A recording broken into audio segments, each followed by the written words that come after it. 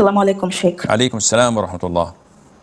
So my question is, what is the ruling on reciting in Salah while breathing in silent prayers? For example, I'm reciting Surah Fatiha silently in my third rakah, but as I recited first 3 or 4 verses, then I lost my breath, and while breathing in, I recited another verse or 2 verses, then I recited other verses while breathing out. Like I did this for many years.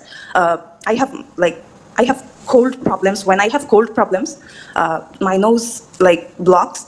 So then I recite some verses. Then while breathing breathing out. Then I recite some verses while breathing in silent. Ya Diba, why are you confusing yourself and making an easy thing very difficult? When you recite silently, you're symbolically moving your lips and tongue. Whether you breathe in or breathe out doesn't matter, because your breathing has no impact on your silent recitation.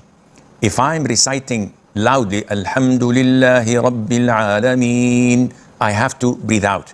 I can't say, because this would not work. But if I'm reciting silently, whether breathe in, breathe out, doesn't matter. So don't confuse yourself or make things difficult. Breathe in, breathe out, it's a silent recitation, it has no impact. Aqiqah is a sacrifice that we slaughter in appreciation and showing our gratitude to Allah Azza wa Jal for granting us an offspring, a child. And this is to be done on the 7th day after the child's birth. So we've slaughtered the sheep, we've slaughtered a ram. What to do with it? Can we eat from it? Or must we give it all to charity?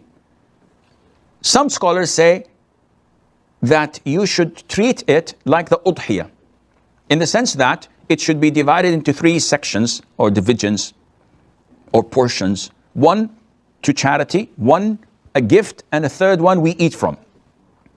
But the most authentic opinion is that there is no specific classification of distributing the meat.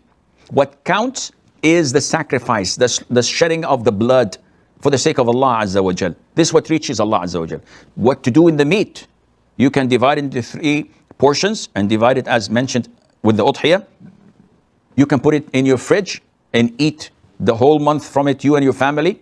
You can have a feast and call your relatives and friends and eat from it. You can do whatever you wish. The sky is the limit, and Allah Azza wa Jal knows best.